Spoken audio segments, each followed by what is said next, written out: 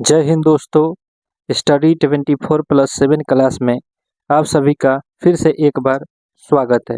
आज हम लोग पढ़ेंगे क्लास 10th का साइंस में फिजिक्स का वेरी इम्पोर्टेंट ऑब्जेक्टिव क्वेश्चन को पढ़ेंगे और सभी छात्रों को यह क्वेश्चन हर हाल में याद होना चाहिए ताकि आपका बोर्ड एग्जाम में अधिक से अधिक नंबर प्राप्त हो सके। पहला क्वेश्चन है, समतल दर्पण द्वारा बना प्रतिबिंब होता है। तो समतल दर्पण द्वारा बना प्रतिबिंब किस प्रकार का होता है? तो काल्पनिक होता है। आपसे ऑप्शन में देगा वास्तविक, काल्पनिक, इनमें से कोई नहीं, इनमें से दोनों। तो आप टिक क्या कीजिएगा? काल्पनिक होता है। ठीक है। प्रवर्तन का कोण होता है, यानी कि प्रवर्तन का जो कोण होता है किस प्रकार के होता है? तो इसका परिभाषा है, प्रवर्तित किरण और दर्पण की सतह पे खींचे गए अभिलंब के बीच का कोण को ही क्या कहते हैं? प्रवर्तन कोण। यह एक छोटा सा परिभाषा हो गया। फिर पूछा जाएगा, प्रकाश के प्रवर्तन के कितने नियम हैं? तो प्रकाश के प्रवर्तन के 2 नियम होते हैं। यहाँ पे यही क्वेश्चन पूछा जाएगा, प्रकाश के अपवर्तन के कितने नियम होते हैं? तो प्रवर्तन पूछे या अपवर्तन पूछे, नियम कितने होते हैं? 2 ही होते हैं। चौथा क्वेश्चन है, निम्नलिखित में किस दर्पण द्वारा किसी वस्तु का वास्तविक प्रतिबिंब मिल सकता है? तो अवतल दर्पण द्वारा किसी भी वस्तु का वास्तविक प्रतिबिंब मिलता है। किसके द्वारा? अवतल दर्पण द्वारा। पांचवा क्वेश्चन है, निम्नलिखित में से किस दर्पण द्वारा किसी वस्तु का आभासी प्रतिबिंब प्राप्त किया जा सकता है? तो आभासी प्रतिबिंब प्राप्त करने के लिए उपयुक्त तीनों प्रकार के दर्पणों का उपयोग किया जाता है। अवतल, उत्तल, समतल, सब तीनों जो प्रकार के दर्पण होते हैं, वो तीनों प्रकार के दर्पण से आभासी प्रतिबिंब प्राप्त किया जा सकता है। 6वां क्वेश्चन है, वस्तुओं से छोटा और आभासी प्रतिबिंब इनमें किस दर्पण से प्राप्त होता है? तो उत्तल दर्पण। जो उत्तल दर्पण है, उत्तल दर्पण में वस्तु छोटा और आभासी प्रतिबिंब का होता है। ठीक है। 7वां क्वेश्चन, निम्नलिखित में किसके द्वारा एक बिंदु स्रोत से समांतर किरणपुंज मिल सकता है? तो अवतल दर्पण। आंसर क्या होगा आपका? अवतल दर्पण। 8वां जो क्वेश्चन है आपका, कहाँ पर स्थित होने से वस्तु का प्रतिबिंब अवतल दर्पण के फोकस पर बनता है? तो अगर वस्तु को अनंत पे रखा जाए तो जो प्रतिबिंब बनेगा वह फोकस पर बनता है। कहाँ पे बनता है? फोकस पे। ये आपका 8वां क्वेश्चन है। 9वां क्वेश्चन है, अवतल दर्पण की फोकस दूरी उसकी वक्रता त्रिज्या की क्या होती है? आधी होती है, दुगनी होती है, चौगुनी होती है, पचगुनी होती है? आपसे इस प्रकार से ऑप्शन में देगा। तो अवतल दर्पण की जो फोकस दूरी होती है उसकी वक्रता त्रिज्या के क्या होती है? आधी होती है। 10 नंबर जो आपका क्वेश्चन है कि एक अवतल दर्पण में वस्तु की स्थिति फोकस और ध्रुव के बीच हो तो प्राप्त प्रतिबिंब होगा। तो जो प्राप्त प्रतिबिंब होगा वो आभासी यानी कि काल्पनिक और बड़ा होगा।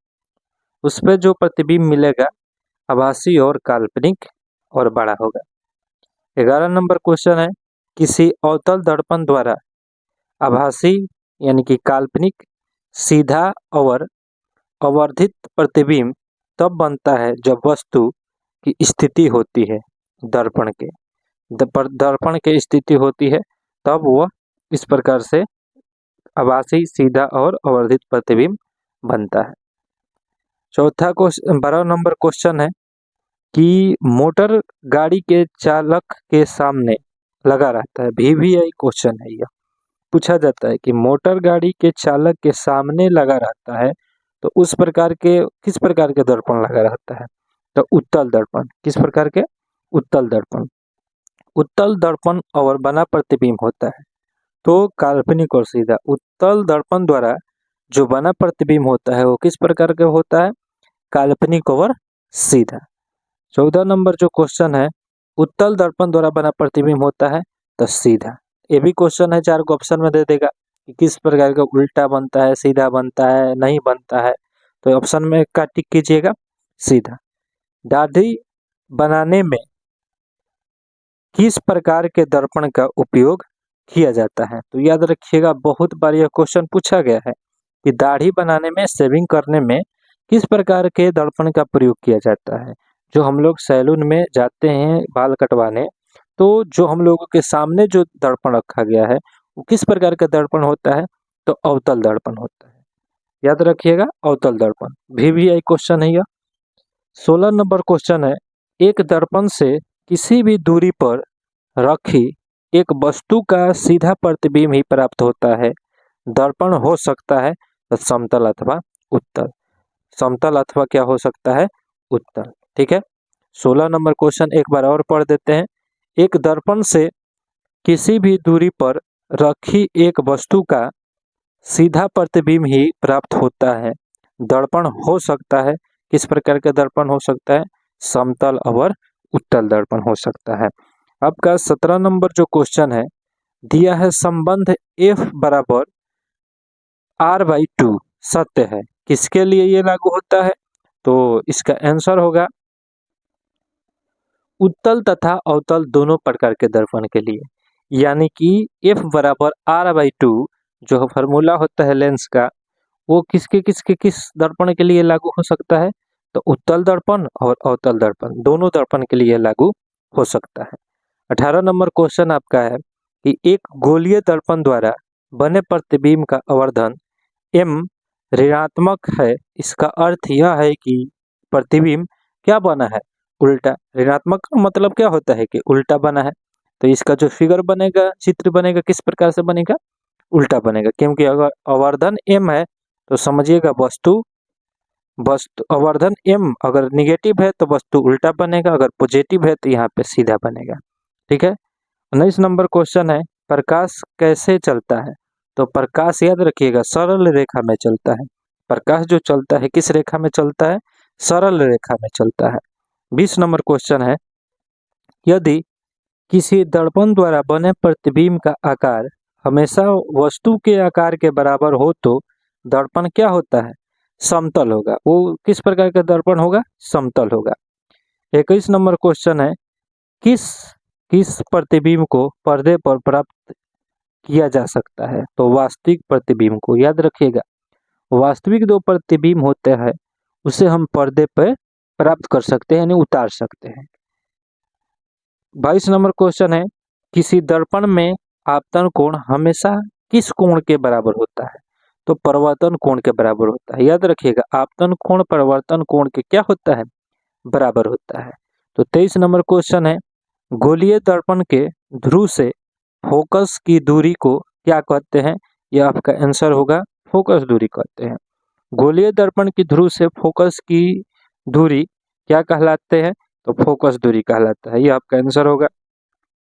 24 नंबर जो आपका आंसर है क्वेश्चन है, गोलीय दर्पण की वक्रता त्रिज्या उसकी फोकस दूरी की दुगनी होती है। याद रखिएगा कि VVI क्वेश्चन है 24 नंबर कि गोलीय दर्पण की वक्रता त्रिज्या उसकी फोकस दूरी की क्या होती है? दुगनी होती है। 25 नंबर आपका क्वेश्चन है, किसी दर्पण में वास्तविक और आभासी दोनों प्रकार के प्रतिबिंब बनते हैं। तो अवतल दर्पण जो है, इसका आंसर होगा अवतल दर्पण। अवतल दर्पण में वास्तविक और आभासी दोनों प्रकार की प्रतिबिंब क्या होती है? बनती है। आपका 26 नंबर जो क्वेश्चन है, जब कोई किरण दर्पण के फोकस की दिशा में आपतित होती है तो वह परावर्तन के बाद पर्दा के मुख्य अक्ष के कैसे निकलती है? तो समांतर निकलती है। किस प्रकार से निकलती है? तो समांतर निकलती है। 27 नंबर है, निर्देशांक चिन्ह परिपाटी के अनुसार आपतित प्रकाश की दिशा में मापी गई दूरियां धनात्मक होती है। इस प्रकार की दूरी क्या होती है? धनात्मक होती है। 28 नंबर है, सभी दूरियां गोलीय दर्पण के किससे मापी जाती है? तो ध्रुव से। जो दूरी होती है गोलीय दर्पण की, किससे मापी जाती है? ध्रुव से मापी जाती है। अगला क्वेश्चन है कि निर्देशांक चिन्ह परिपाटी के अनुसार अवतल दर्पण की फोकस दूरी क्या होती है? ऋणात्मक होती है। याद रखिएगा क्या होती है? ऋणात्मक होती है। 30 नंबर क्वेश्चन है, प्रतिबिंब की ऊंचाई और वस्तु के अनुपात को क्या कहा जाता है? तो आवर्धन कहा जाता है। ये भी क्वेश्चन बहुत बार पूछा है कि प्रतिबिंब की ऊंचाई और वस्तु की ऊंचाई के अनुपात को क्या कहा जाता है? तो आवर्धन कहा जाता है, जिसे हम m से सूचित करते हैं। याद रखिएगा, उसे हम m से सूचित करते हैं। सौर ऊर्जा को संचित करने के लिए कौन सी दर्पण का उपयोग किया जाता है? किस प्रकार के दर्पण का? आभासी। सौर ऊर्जा को संचित करने, जैसे हम लोग सोलर होता है, सोलर में किस प्रकार का लेंस का प्रयोग होता है? तो आभासी में आभासी दर्पण का प्रयोग होता है। ठीक है। 32 नंबर क्वेश्चन है, समतल दर्पण पर पड़ने वाली एक ही प्रकाश किरण की कितनी परावर्तित किरणें हो सकती है? तो एक ही हो सकती है। याद रखिए, अभी क्वेश्चन याद करने लायक है कि समतल दर्पण पर पड़ने वाली एक ही प्रकाश किरण की कितनी परावर्तित किरणें हो सकती है? तो एक ही हो सकती है। अगला क्वेश्चन है, समतल दर्पण पर अविलंब आपतन के लिए परावर्तन कोण का मान होता है? तो शून्य होता है। क्या होता है? शून्य होता है। समतल दर्पण पर अविलंब आपतन के लिए परावर्तन कोण का मान क्या होता है? तो शून्य होता है। अगला क्वेश्चन 34 नंबर, प्रकाश के परावर्तन के कितने नियम है? दो बोले। हम अभी बताएं कि परावर्तन पूछे या अपवर्तन पूछे, प्रकाश के कितने नियम होते हैं परावर्तन और अपवर्तन के? तो दो होते हैं। अगला क्वेश्चन है 35 नंबर, समतल दर्पण के वस्तु दूरी ऑब्जेक्ट डिस्टेंस और प्रतिबिंब की दूरी में क्या संबंध है? तो वस्तु की दूरी बराबर होती है प्रतिबिंब की दूरी के। अगला क्वेश्चन है 36 नंबर कि एक दर्पण का नाम बताएं जो किसी वस्तु का सीधा और अवर्धित प्रतिबिंब दे सके। तो आंसर होगा आपका अवतल दर्पण। कौन दर्पण है? अवतल दर्पण। नेक्स्ट क्वेश्चन, एक अवतल दर्पण द्वारा आभासी प्रतिबिंब बनने के लिए वस्तु का स्थान कहाँ होना चाहिए? तो ध्रुव पर होना चाहिए। कहाँ पे होना चाहिए? ध्रुव पर। यदि कोई वस्तु किसी अवतल दर्पण के वक्रता केंद्र पर रखी हो तो उसका प्रतिबिंब कहाँ और कैसे बनता है? तो वक्रता केंद्र पर बनता है। कहाँ पे बनता है? आंसर क्या होगा? वक्रता केंद्र पर। अगला क्वेश्चन है आपका 39 नंबर, वस्तु दूरी U का चिन्ह क्या होगा जब एक अवतल दर्पण के सामने किसी वस्तु को रखा जाता है? तो बड़ा होगा या बराबर होगा? यह क्वेश्चन थोड़ा एडवांस क्वेश्चन है, तो इसको भी याद करके रखिएगा। किसी गोलीय दर्पण में केवल काल्पनिक प्रतिबिंब बनता है, तो किस में बनता है? उत्तल दर्पण में। किस में बनता है? उत्तल दर्पण में। अगला क्वेश्चन आपका है 41 नंबर, क्या एक उत्तल दर्पण किसी वास्तविक यानी कि वस्तु का वास्तविक प्रतिबिंब बना सकता है? तो नहीं बना सकता है। नहीं बना सकता है। अवतल दर्पण के एक उपयोग लिखिए। तो वाहनों के साइड मिरर में। याद रखिएगा, ये VVI क्वेश्चन है कि जो उत्तल दर्पण होते हैं, उत्तल दर्पण का उपयोग कहाँ कहाँ किया जाता है? तो वाहनों के जो साइड मिरर के रूप में शीशा देखते हैं, उसमें किस प्रकार का दर्पण लगा रहता है? उत्तल। अवतल दर्पण का कोई दो उपयोग लिखिए। तो पहला वाहनों के हेडलाइट में और दाढ़ी बनाने में। याद रखिएगा, ये पूछा जाता है कि दाढ़ी बनाने में किस दर्पण का प्रयोग किया जाता है? तो अवतल। और वाहनों के हेडलाइट में और देखिए साइड मिरर में दोनों अलग अलग है। अगर साइड मिरर बोले आपसे तो उत्तल मारिएगा और वाहनों के हेडलाइट बोले तो अवतल मारिएगा। ठीक है। 44 नंबर क्वेश्चन है कि जब प्रकाश की एक किरण एक माध्यम से दूसरे माध्यम में जाती है तो अपने पूर्व पथ से विचलित हो जाती है, इसे कहते हैं प्रकाश का अपवर्तन। यह जो हम अभी क्वेश्चन पढ़े हैं, ये प्रकाश का अपवर्तन है। प्रकाश के अपवर्तन का परिभाषा है, तो याद रखिएगा। उसके बाद क्वेश्चन है कि प्रकाश के अपवर्तन के कितने नियम है? तो ये भी दो नियम है। अभी बताए हैं, प्रवर्तन पूछे चाहे अपवर्तन पूछे, कितना नियम है? दो नियम है। प्रकाश की एक किरण जब विरल माध्यम से संघन माध्यम में आती है तब वह अभिलंब की ओर मुड़ जाती है। कहाँ मुड़ जाती है? अभिलंब की ओर मुड़ जाती है। 47 नंबर क्वेश्चन है, जब प्रकाश की एक किरण दो माध्यमों को अलग करने वाली सतह पर लंबवत पड़ती है तो वह बिना मुड़े सीधे निकल जाती है। इसका आंसर क्या होगा? बिना मुड़े सीधे निकल जाती है। अगला क्वेश्चन आपके सामने है कि पानी से भरी बाल्टी की गहराई कम मालूम पड़ने का क्या कारण है? बहुत वेरी इंपॉर्टेंट क्वेश्चन है कि पानी से भरी बाल्टी की गहराई कम मालूम पड़ने के कारण क्या है? तो प्रकाश का अपवर्तन। याद रखिएगा, किस कारण से ऐसा दिखाई हम लोग को पड़ता है? तो प्रकाश का अपवर्तन के कारण। 49 नंबर आपका क्वेश्चन है कि जब प्रकाश एक माध्यम से दूसरे माध्यम में जाता है तब अपवर्तन होता है। तो अपवर्तन क्या होता है? प्रकाश की चाल में परिवर्तन होने के कारण ऐसा होता है। प्रकाश की चाल में परिवर्तन होने के कारण ऐसे होता है। ठीक है। 50 नंबर क्वेश्चन है कि संघन माध्यम से विरल माध्यम में प्रवेश करने पर आपतन कोण तथा अपवर्तन कोण में क्या संबंध रहता है? तो आपतन कोण बड़ा होता है। परिवर्तन कोण से आपतन कोण क्या होता है? बड़ा होता है।